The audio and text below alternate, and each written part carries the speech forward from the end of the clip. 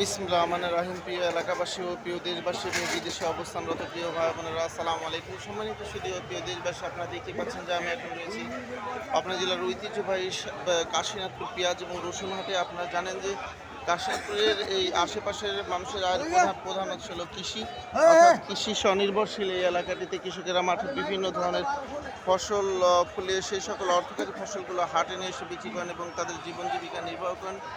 আর শুধু তাই নয়, এই হাট থেকে পেঁয়াজ এবং রসুন পরিবহন খাতে বাংলাদেশের বিভিন্ন প্রান্তে গিয়ে ভোক্তাদের চাহিদা সম্পন্ন করছে। যাক, এ পর্যায়ে আমরা সরাসরি কৃষকের কাছে জানবো আজকে কাশীনাথপুর হাটে পেঁয়াজ এবং রসুনের বাজার কত করে যাচ্ছে। আর সরাসরি আমরা কৃষকের কাছে যাচ্ছি, দেখতেই পাচ্ছেন। কাকা, আসসালামু আলাইকুম। পেঁয়াজের বাজার কত করে যাচ্ছে? 2200 টাকা।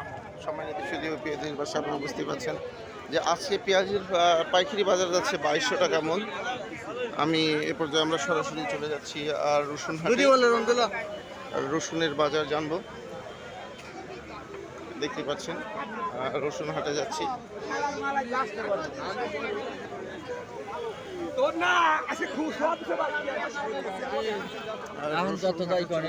দেখতে পাচ্ছেন রসুন। কাকা, আজকে রসুনের বাজার কত যাচ্ছে?